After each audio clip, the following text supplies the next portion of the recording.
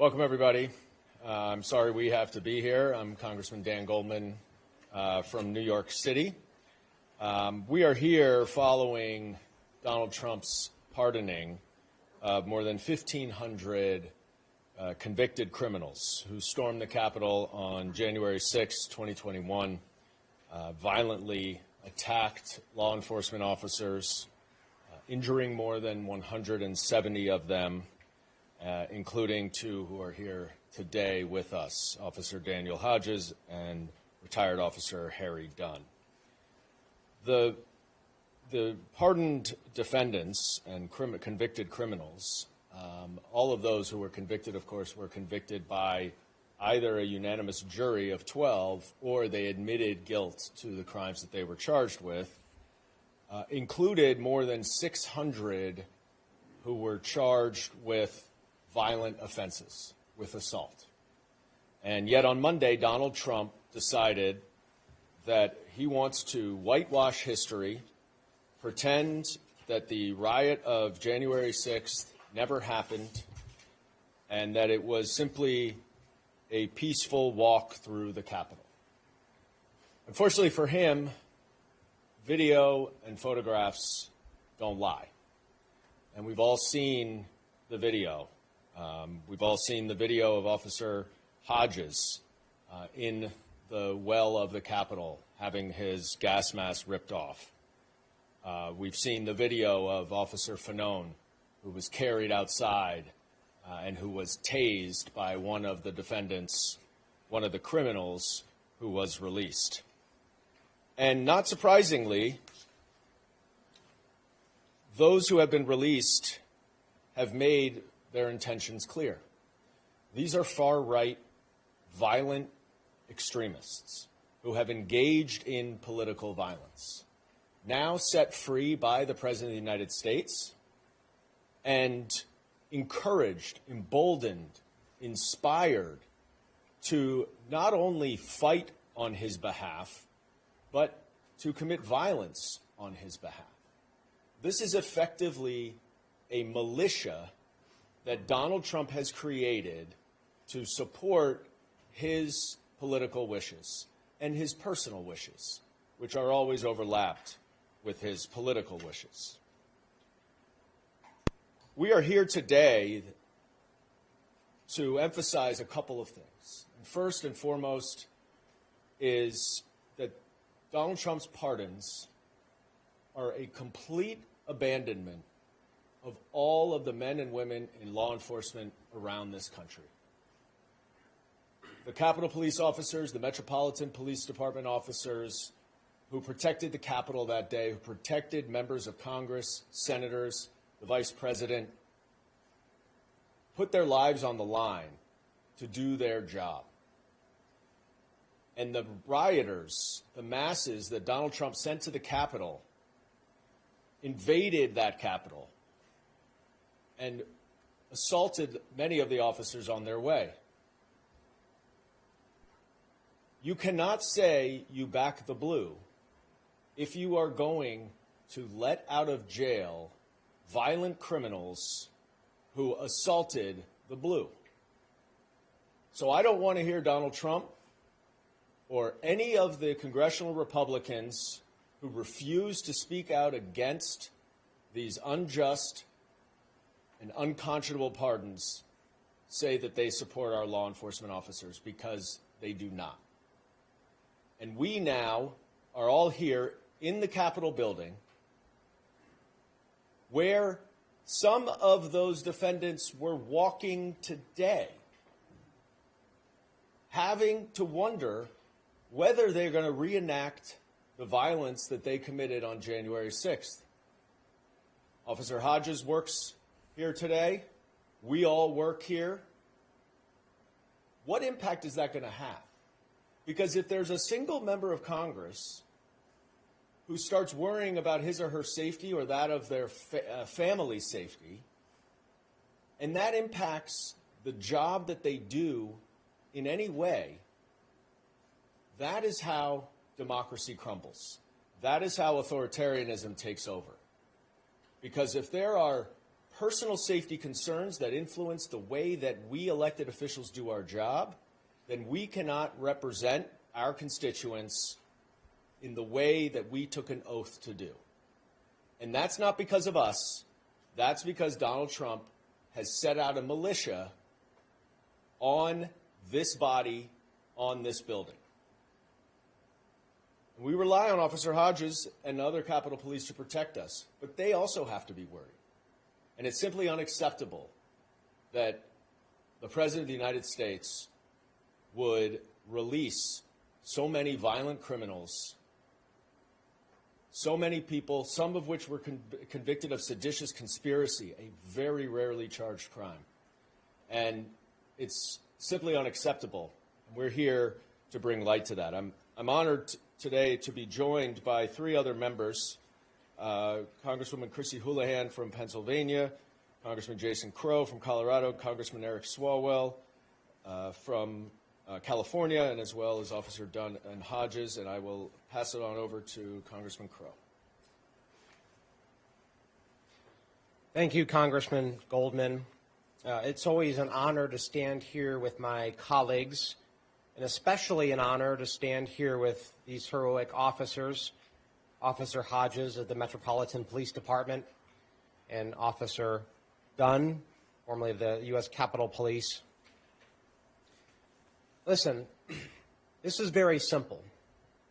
Donald Trump inspired a mob that came and descended on this Capitol, surrounded the Capitol, trapped me and many of my colleagues in the House chamber, and brutally attacked hundreds of officers, wounding over 140 of them.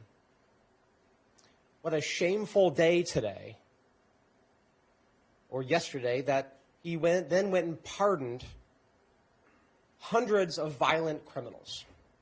Regardless of your political background, the letter behind your name, it shouldn't take any partisanship to condemn an act of pardoning violent criminals who brutally beat police officers.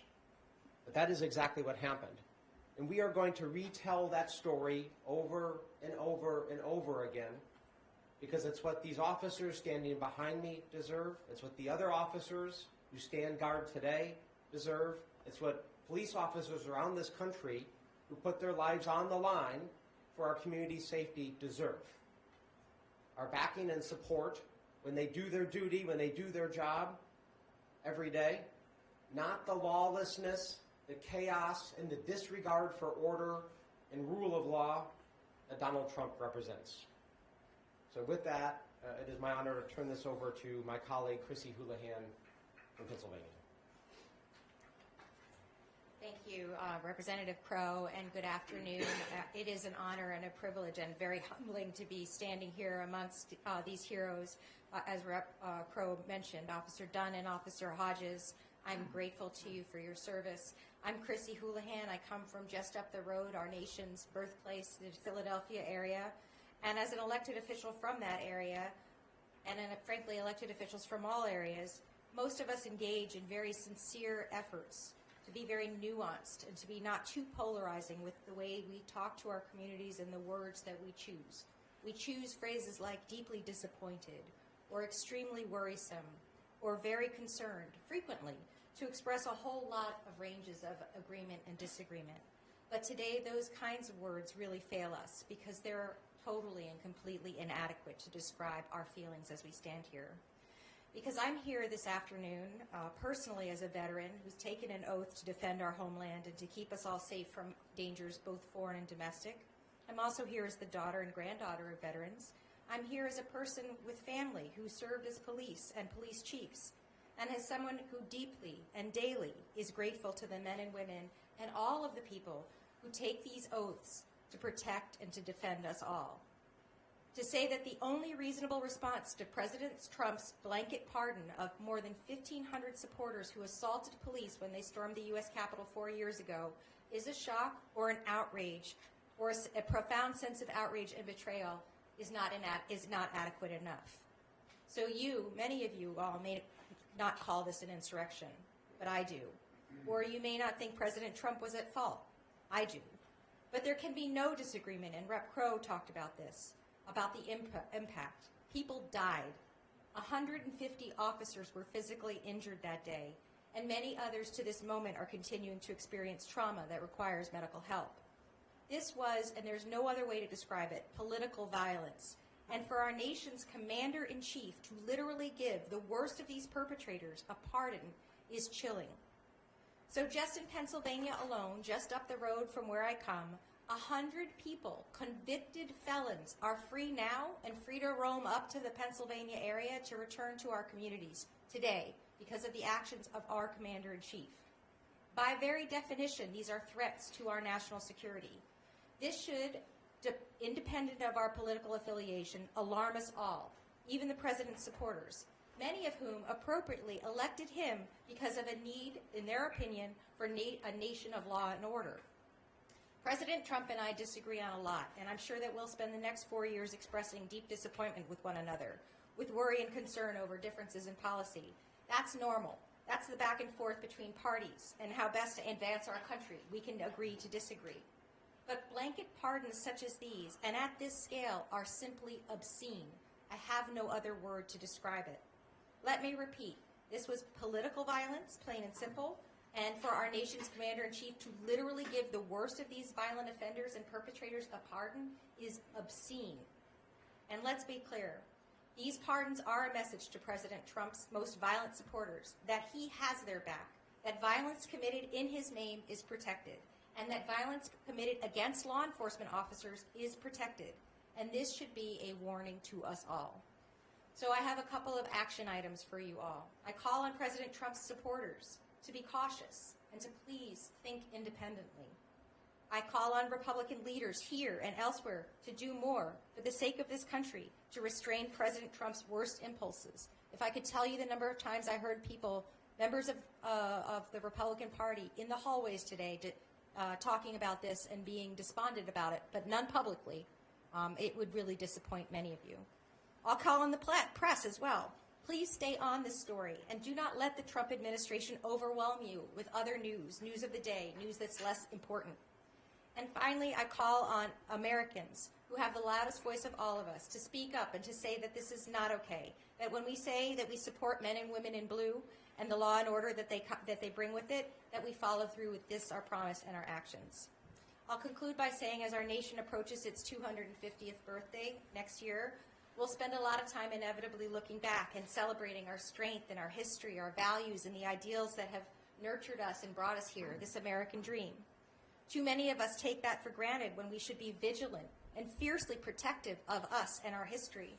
So I want us to leave with a warning from our founding father, the founding father of Pennsylvania's very own Benjamin Franklin, who described our new nation, and this still indeed today is a very new nation, as a republic, but only if we can keep it.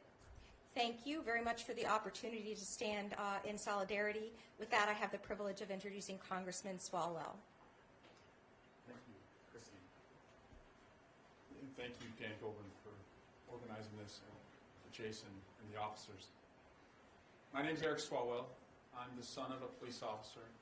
I have two brothers who today still walk the beat. I'm a former prosecutor. So I can tell the difference between a cop and a convict. And Donald Trump just unleashed and released into our communities over 1,000 criminals, many of them who committed violent acts.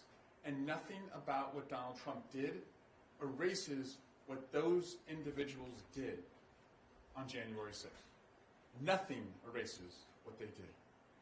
But we should erase this concept that Donald Trump and the Republican Party have the backs of law enforcement officers. Donald Trump does not back the blue. He backs the coup. And this action makes that absolutely clear. I was in the chamber on January 6th, and I'm eternally grateful to officers Hodges and Dunn, Officer Mike Fanone, Sergeant Gonell, Officer Sicknick, who lost his life that day. And I want to just remind everyone, particularly my Republican colleagues, that these individuals were not convicted at jury trials. Overwhelmingly, they pled guilty. And it's okay if they were convicted at jury trials, and some of them were. But overwhelmingly, they pled guilty. They confessed. They pled guilty because they are guilty, including the individual who brought the most trauma to Officer Gonell by tasing him, causing a heart attack and a traumatic brain injury, now released into our community. So why would Donald Trump do this? He's doing it because he knows he is principally responsible for the violence on January 6th. And so for Donald Trump to self-exonerate, he has to exonerate them. And if he exonerates them, then he believes that his own hands are clean. They're not clean. We're not going away. It's said that history is written by the winners. Donald Trump won an election, but he has not won the truth. So we're not going to let this going away. We're going to hold our Republican colleagues to account. They have a very thin majority in this caucus. They could not do anything in the last Congress without the majority of the votes coming from Democrats. So we're going to stand up for law enforcement. We're going to stand up for our democracy. And this story is not yet complete. And with that, I do want to introduce one of the heroes of that day, and that's a former Capitol Hill police officer, Terry Dunn. Good afternoon. Forgive me for the Fetterman get up. I like to be comfortable talking about uncomfortable things. Was just going to talk off my head, the top of my head, and I know I could get a little carried away, a little emotional, angry. And if you're not,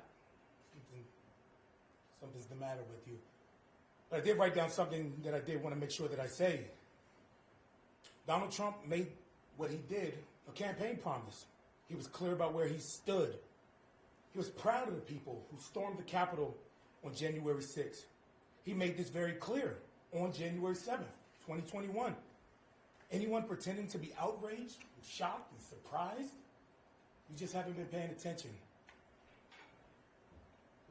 The Republican Party has long claimed to be the party of law and order. Back to blue. However, many lawmakers' silence and refusal to push back against Donald Trump's actions make it incredibly hard to take that claim serious. Many of the officers that were brutally assaulted that day are the same officers who protected Donald Trump on Monday. Think about that for a minute. Just sit with that for a minute. The same people that Donald Trump sent to a mob to attack are the same people that made sure he was safe on Monday. They're the same officers who protect members of Congress every day, to include Speaker of the House Mike Johnson. He has a security detail. Mike Johnson's security detail spends more time with him than they do their own families. So these Republican members that are scared or whatever, lack the courage to speak out against what Donald Trump has done. Like the Congresswoman said, they tell you in private that's not good enough. That's what I just wanted to make sure I said. Now I just rant off the top of my head. I'm upset. It's been 4 years of us. He's off. Danny, Sergeant Gonell, who's not here right now. Sergeant Gonell would love to be here right now. He's struggling, like a lot of us are. He would love to be here. We've been saying the same thing for 4 years. A lot of reporters called me and asked me to react to the news of the pardon. What more do you want me to say? What can I say differently that I haven't been saying for 4 years? His supporters,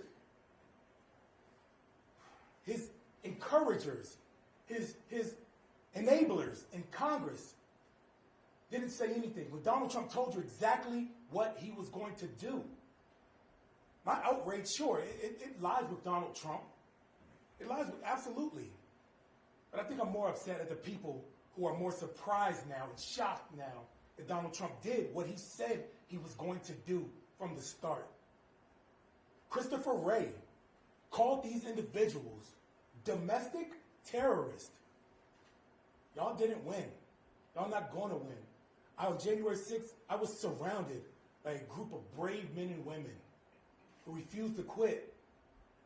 I'm really honored right now to be standing surrounded by some brave men and women right now in the Congress. I really appreciate you all. The winner writes history. He didn't win. He's not going to. I'm not going away. That's it. Sorry, Danny, go ahead.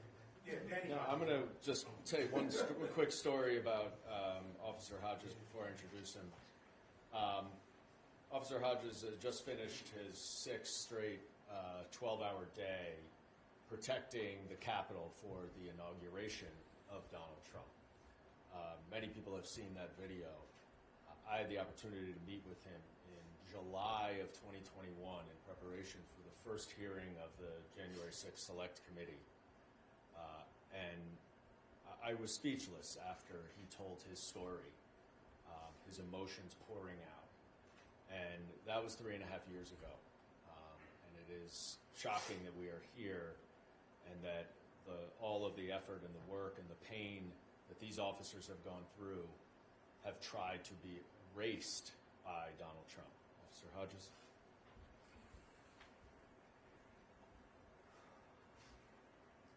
Good evening. I'm here today in my personal capacity, and I hope you'll forgive me if I am a bit scattered because, as the congressman said, I've been working pretty much nonstop since last Friday, I think,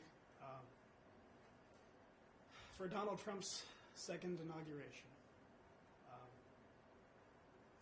Working to make sure that everyone who came to D.C. had adequate law enforcement services, that they were protected, that the transfer of power was peaceful.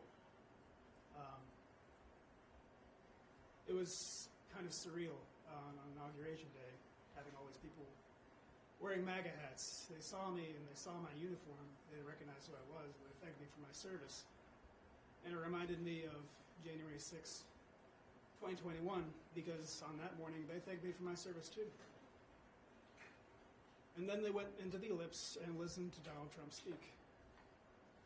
And Trump was told they were armed and he didn't care. He told them they had to fight. Fight, fight, fight. And then he sent them to the Capitol. And once they went to the Capitol, they didn't thank me anymore.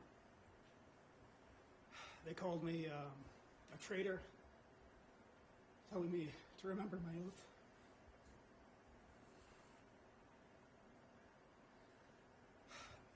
I was beaten, crushed, kicked, punched, surrounded. Someone reached underneath my visor, tried to gouge out my eye.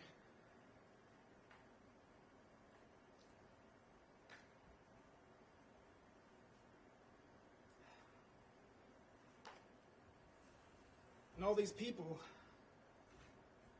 were just pardoned by Donald Trump, who says that they were the real victims, that they were the patriots.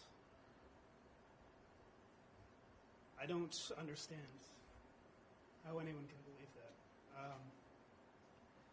Donald Trump, everything he is, everything he stands for is anathema to me. But he is the President of the United States, and he's going to leverage that power in terrible ways. And one of the first ways he chose to do that was to pardon everyone from January 6th. He tried to stop the transfer of power and usurp the will of the people.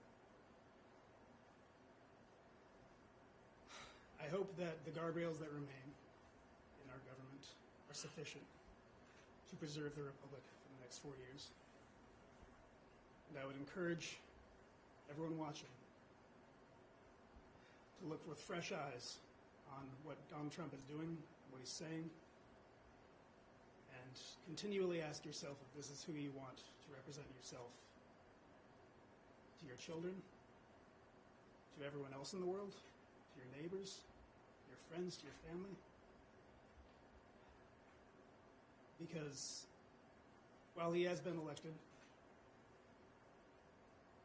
those in Congress who enable him are still answerable to you.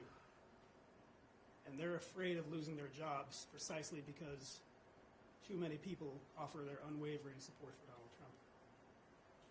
If you begin to think, even a little bit, that we can do better than Trump, then their support for him might waver too. And he's not going to be able to ram through his horrific agenda quite as easily. All that being said, the people who attacked us on January 6th are free now. They can try it again. And they'll know, if they try it again in the next 4 years, they know they'll get pardoned again. But that doesn't matter. Myself, I'll be there if I'm needed. I'll do it all again. Members of the Capitol Police, MPD, will be there. Thank you.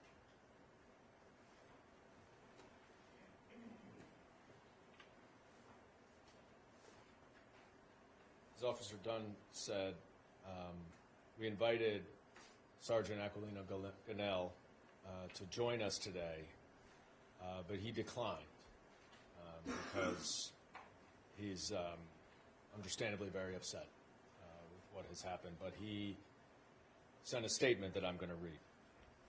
On January 6, 2021, I was just doing my job and fulfilling my oath to defend this country.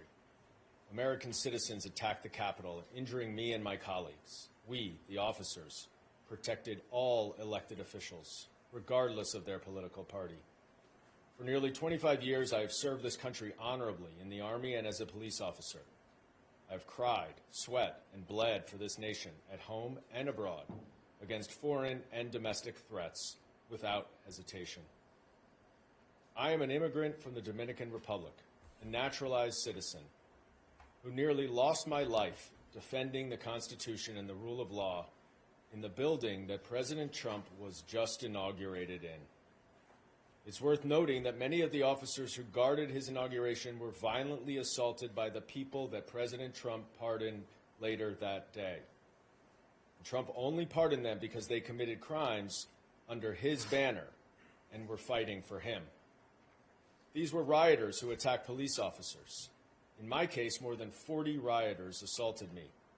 I sustained multiple injuries and underwent 2 surgeries, repairing my right foot and left shoulder.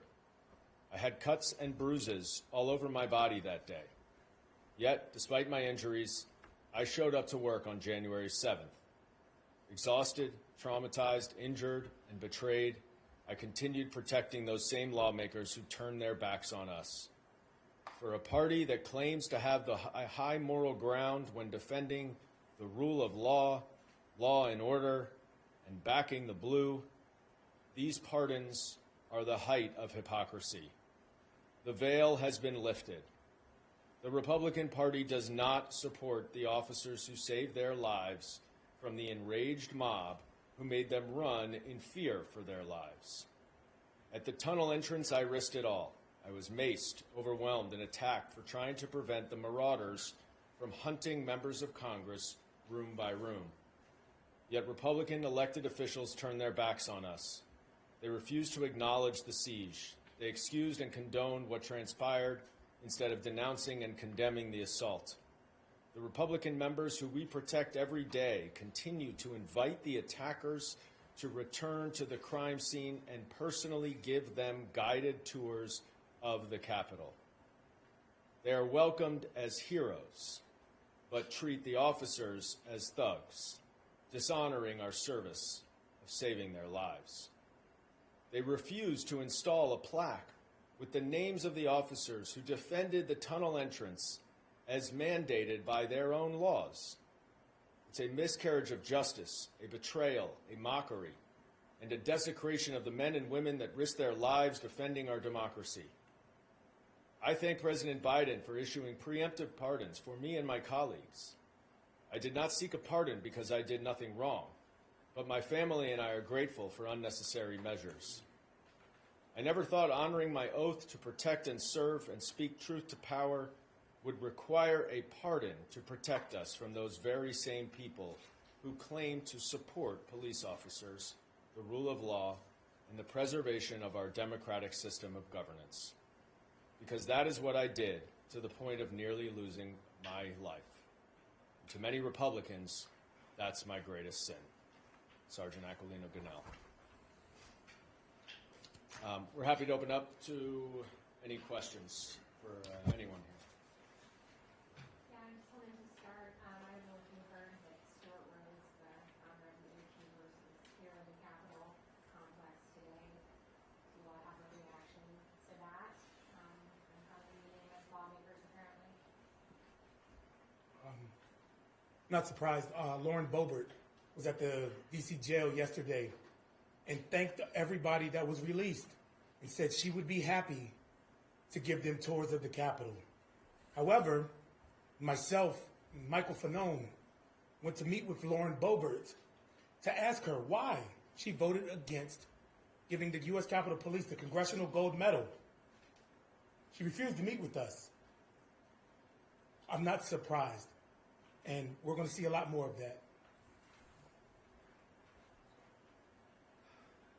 I heard that Stuart Rhodes was petitioning GOP members to try and secure the release of whatever remaining January 6 convicts there are. I guess he's trying to fill out the ranks of his new militia.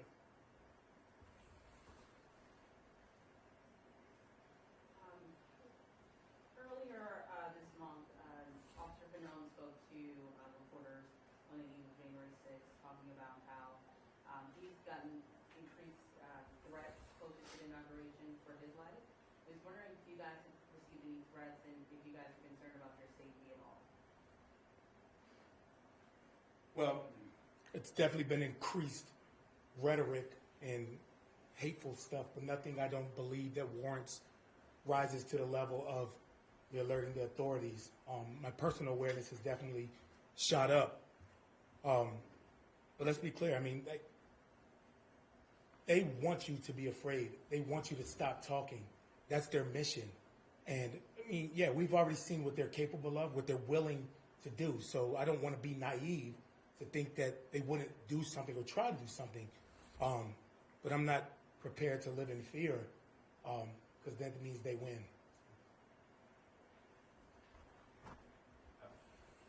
I will just add that it didn't take long for many of these convicted criminals, violent extremists, to declare what their intentions are.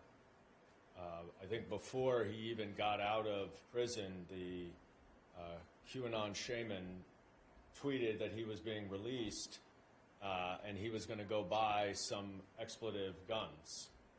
Enrico Terrio, the leader of the Proud Boys, who was convicted of seditious conspiracy and sentenced to 22 years before he was fully pardoned, went on a right-wing radio show and started talking about how this was just the beginning and that we need to spend the next 4 years making whatever this is permanent for 100 years. So it didn't take long for them to reveal what their intentions are. And it shouldn't be a surprise to us, given that Christopher Wray, the FBI director, has repeatedly said that domestic violent extremism is the greatest threat to our homeland security.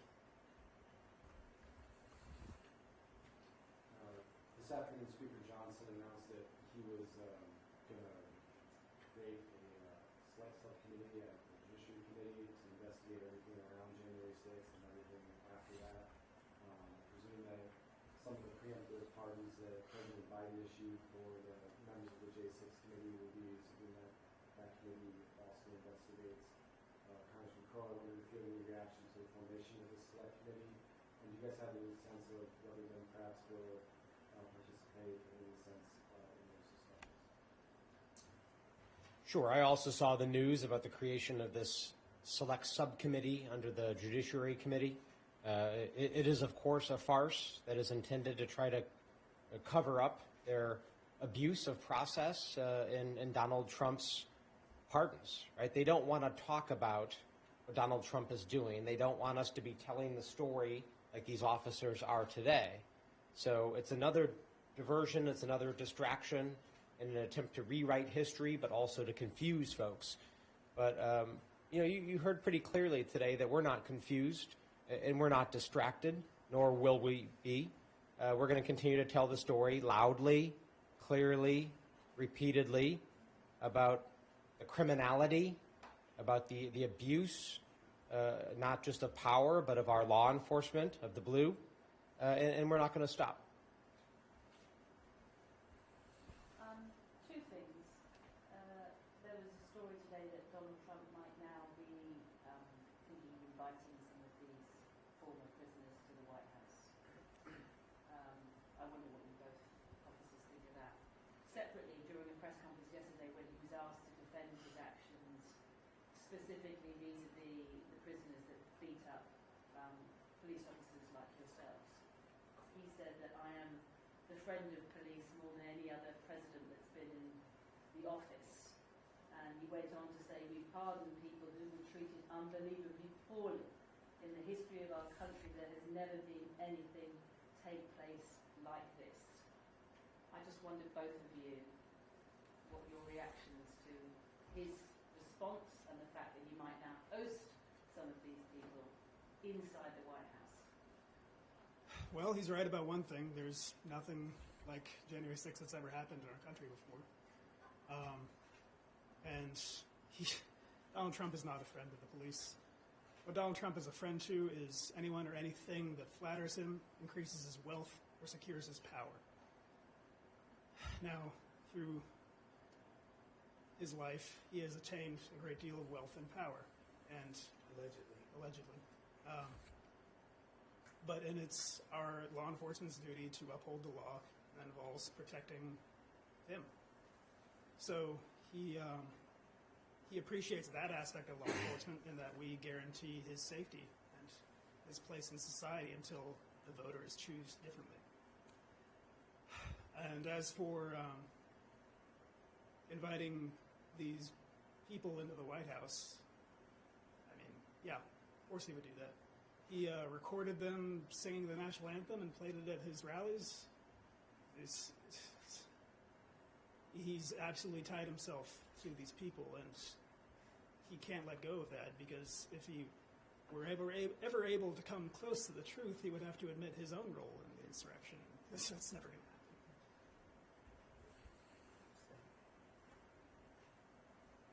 We've been at the D.C. jail the past couple of days, seeing the releases happening, hearing some of the words coming from the people who've been released.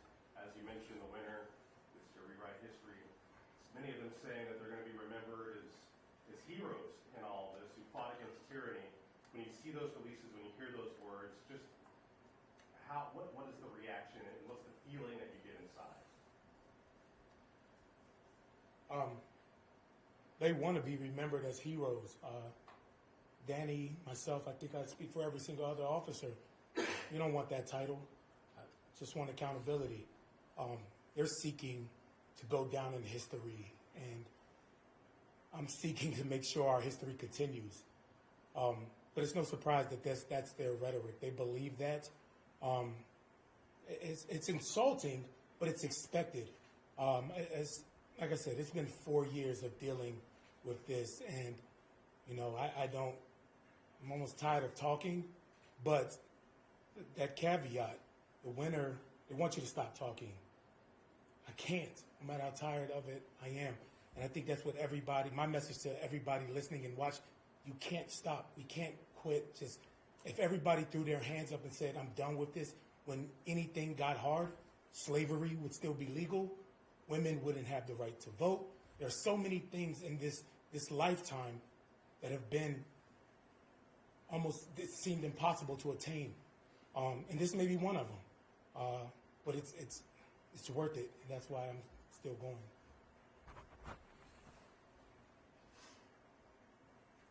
You cannot normalize Donald Trump's actions. We cannot pay attention to what he says, because everything he says is a lie or belied by his actions. The American people need to pay attention to his actions. He paid a lot of lip service to helping the middle class during the campaign. He even said it on Monday in his inauguration address. There is not a single executive order that he has issued over the last 3 days that helps the middle class. In fact, the only one that really relates to the economy increases the prices of prescription drugs, undoing what President Biden has done. And then when he's confronted with the fact that that man right behind Officer Dunn in the red was released after tasing Officer Fanone, you know what Donald Trump's response was? We'll take a look at that. What do you mean we'll take a look at that? You just pardoned him. There's nothing to take a look at. You take a look before you make this decision. But this decision was as much about himself and rewriting history for himself as it is about the criminals that he let free. And we all have to hold him accountable. Thank you all.